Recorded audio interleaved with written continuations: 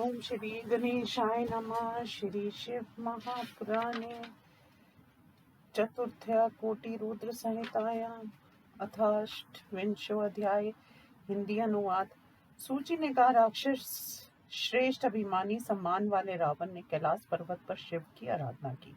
बहुत समय तक आराधना करने पर जब शिव जी प्रसन्न नहीं हुए तब उसने शिव जी को प्रसन्न करने के लिए और अधिक तप किया। तब इसने हिमालय पर्वत के दक्षिण भाग में स्थित सिद्धि स्थान के वृक्ष खंडों के बीच में रहकर तप किया। हे ब्राह्मणों, भूमि में गड्ढा खोदकर उसमें अग्नि की स्थापना करके उसके पास ही शिवजी को स्थापित कर वह हवन करता था। ग्रीष्म ऋतु में पंचाग्नि के बीच में बैठकर, वर्षा में भूमि पर बैठकर, शीतकाल में पानी के भीतर रहकर 3 प्रकार से उसने तप किया। इस प्रकार उसने बहुत तप किया, किंतु महेशान परमात्मा दुष्टों से शीघ्र प्रसन्न नहीं होते। उसके बाद महात्मा रावण ने अपने सिर काट करके शिव जी का पूजन प्रारंभ किया। विधि पूर्वक शिव पूजन में एक एक सिर काटना प्रारंभ कर क्रमश 9 सिर काट डाले। एक सिर शेष रहने पर भक्त वत्सल शिव जी उस पर प्रसन्न होकर प्रकट हुए। बिना कष्ट के पहले की भांति उसके सिरों को जोड़कर प्रभु ने उसे मनवांचित फल तथा उत्तम बल दिया। वह राक्षस रावण शिव जी के वर रूप प्रसाद को पाकर हाथ जोड़ तथा सिर झुकाकर कल्याणकारक शिव जी से कहने लगा। रावण ने कहा, हे शिव जी, आप प्रसन्न होइए, मैं आपको लंका ले जाता हूँ। मैं आपकी शरण में आया हूँ, मेरी इच्छा को पूर्ण कीजिए। सूची ने कहा, उस रावण ने जब शिव जी से ऐसा कहा तब शिव जी ने अनमना होकर अपने को संकट में पड़ा जानकर शिव जी ने कहा, हे राक्षस श्रेष्ठ, तुम महत्वपूर्ण मेरे वचनों को सुनो। मेरे लिंग को भक्ति के साथ अपने घर ले जाओ। जब तुम इस लिंग को जहाँ भूमि पर रखोगे वह वही स्थिर हो जाएगा, इसमें संदेह नहीं है। जैसा चाहो वैसा करो। सूची ने कहा, शिव जी के ऐसा कहने पर राक्षसों का राजा रावण उस लिंग को लेकर घर की ओर गया। मार्ग में उसे शिव जी की माया से लघु शंका करने की इच्छा हुई। तब वह पुलस्त्य का नाती रावण मूत्र वेग को नहीं रोक सका। एक गोप को देखकर उससे प्रार्थना कर वह लिंग उसे दे दिया। एक मुहूर्त भर में वह गोप उसके भार से व्याकुल हो गया। उसके भार को सहन न कर सकने के कारण उसने उस लिंग को भूमि पर रख दिया। वज्रसार से उत्पन्न वह लिंग वही स्थिर हो गया। ये लिंग कभी कामनाओं को देने वाला तथा दर्शन मात्र से पापों का विनाशक है। हे मुनि, इस ज्योतिर्लिंग का नाम वैद्यनाथेश्वर है। ये तीनों लोकों में प्रसिद्ध तथा सज्जनों को भुक्ति मुक्ति देने वाला है। ये उत्तम एवं दिव्य ज्योतिर्लिंग दर्शन तथा पूजन करने से सभी पापों का नाशक तथा मुक्ति देने वालों में श्रेष्ठ है। सभी लोगों के हितकारक उस लिंग के वहां स्थित हो जाने पर महाअसुर रावण उत्तम वर पाकर घर गया। ये सुनकर निर्मल बुद्धि वाले शिव भक्त इंद्र आदि सभी देवता तथा मुनिगण आपस में विचार करने लगे। हे मुनि, उस समय ब्रह्मा विष्णु आदि सभी देवता वहां आकर प्रेम से शिव पूजन किए।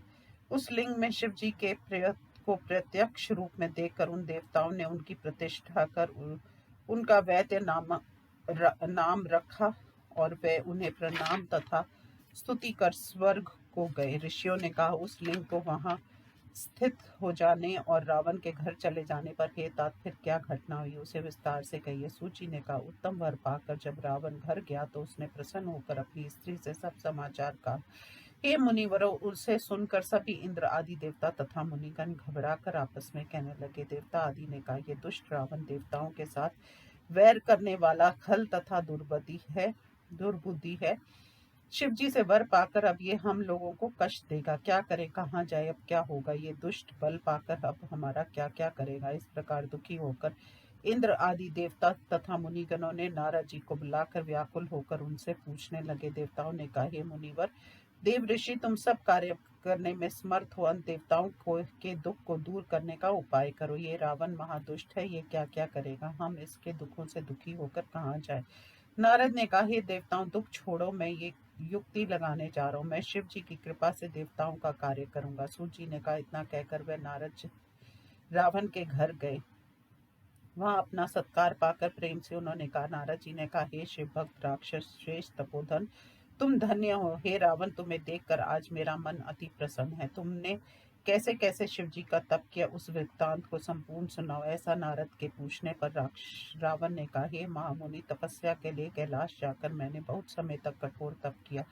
जब शिव जी प्रसन्न नहीं हुए तो मैंने क्रम बदल दिया। हे मुनि, वहां से आकर फिर मैंने वृक्ष खंड में तप किया। ग्रीष्म ऋतु में पंचाग्नि के बीच में, वर्षा में खुली भूमि पर तथा शीतकाल में जल के भीतर रहकर 3 प्रकार से तप किया। हे मुनीश्वर, इस प्रकार मैंने कठोर तप किया, तब भी शिव जी मेरे ऊपर थोड़े भी प्रसन्न नहीं हुए। तब मैंने भूमि में गड्ढा खोदकर उसमें अग्नि स्थापन कर पास के पार्थिव लिंग की स्थापना कर गंध चंदन रूप धूप दीप नैवेद्य आरती आदि से यथाविधि शिव पूजन किया। प्रणाम स्तुति गीत नित्य वाद्य तथा मुख में उंगली डालकर शिव जी को प्रसन्न किया। हे मुनि, इन तथा इस प्रकार के अन्य अनेक उपायों से तथा शास्त्रीय विद्वानों से मैंने भगवान शिव जी की पूजा की। जब शिव जी प्रसन्न होकर सामने प्रकट नहीं हुए, तब मैं तपस्या के सत्फल को पाने में अपने को असफल पाकर दुखी हुआ। मेरे शरीर बल तथा तपस्या को धिक्कार है कहकर उस पहले से स्थापित की हुई अग्नि में बहुत कुछ हवन किया। फिर मैंने सोचा इस अग्नि में अपने देह का ही हवन कर दूं। फिर मैंने अपने सिर काटकर उस आग में चढ़ा दिए।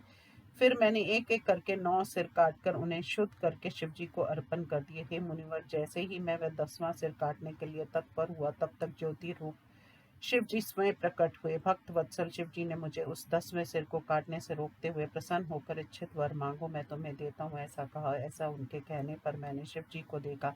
मैंने हाथ जोड़कर भक्ति से उन्हें प्रणाम किया और उनकी स्तुति की। तब मैंने उनसे कहा, मुझे पर्याप्त बल दीजिए। यदि आप मुझ पर प्रसन्न हैं तो मेरे लिए क्या दुर्लभ है। दयालु शिव जी ने प्रसन्न होकर मेरी सभी इच्छाएं तथास्तु कहकर पूर्ण कर दी। अमोघ दृष्टि से उन्होंने वैद्य की भांति मेरे सभी सिर फिर से जोड़ दिया। ऐसा करने पर मेरा शरीर पहले की भांति हो गया और उनकी कृपा से मैं सब फल पा लिया। तब मेरी प्रार्थना से शिव जी यहाँ पधारे और तीनों लोक में वैद्यनाथ नाम से प्रसिद्ध हुए। ये ज्योतिर्लिंग लिंग रूपी महेश्वर के दर्शन तथा पूजन से भुक्ति मुक्ति मिलती है। ये सबका हितकारक है। उस ज्योतिर्लिंग की विशेष रूप से पूजा करके और उन्हें प्रणाम करके अभी मैं आया हूँ। अब मैं तीनों लोगों को जीतने जा रहा हूँ। सूत जी ने कहा। इसकी इस बात को सुनकर देव ऋषि नारद चकित हो मन में हंसकर रावण से कहने लगे। नारद जी ने कहा, हे राक्षस श्रेष्ठ, मैं तुम्हारे हित की बात करता हूँ। जो मैंने तुमसे कहता हूँ वह तुम वैसा ही करना।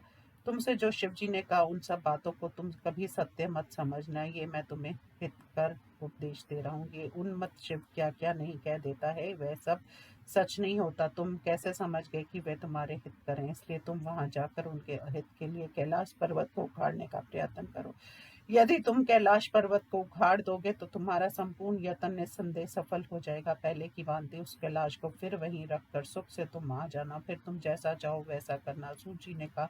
विधिवश मोहित हुए रावण ने मुनि की बात को हित कर तथा सत्य माना। अंत वह कैलाश के पास गया। वहां जाकर उसने कैलाश पर्वत को हिलाया, जिससे उसके ऊपर स्थित सभी पदार्थ उलट पुलट हो गए। शिव जी ने भी ये क्या हुआ कहा। तब पार्वती ने हंसकर शिव जी से कहा, गिरिजनाकार शांत आत्मा वाले वीर को जो आपने अतुलनीय बल दिया था, उस अच्छे व्यक्ति को शिष्य बनाने का अच्छा फल आपको मिल गया। सूत जी ने कहा। पार्वती जी के साभिप्राय वचन को सुनकर शिव जी ने कृत घन तथा बल के घमंडी रावण को शाप दिया। महादेव जी ने कहा, अरे दुर्बुद्धि नीच भक्त रावण, घमंड मत कर। शीघ्र ही तेरे भुज बल के घमंड को मिटाने वाला यहाँ पैदा होगा। सूत जी ने कहा। इस प्रकार वहां जो घटना घटी उसे नारद जी ने सुना। इधर रावण भी प्रसन्न होकर अपने घर आया। दूसरों के घमंड का नाश करने वाले तथा अपने बल के घमंड से मोहित रावण ने संसार को अपने वंश में किया। शिव जी की कृपा से दिव्यास्त्र पाए हुए महान ओजस्वी रावण का उस समय बराबरी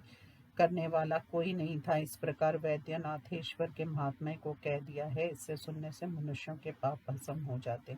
इस प्रकार श्री शिव महापुराण में वैद्यनाथेश्वर ज्योतिर्लिंग महात्म्य वर्णन नामक 28वां अध्याय समाप्त। ओम नमः शिवाय।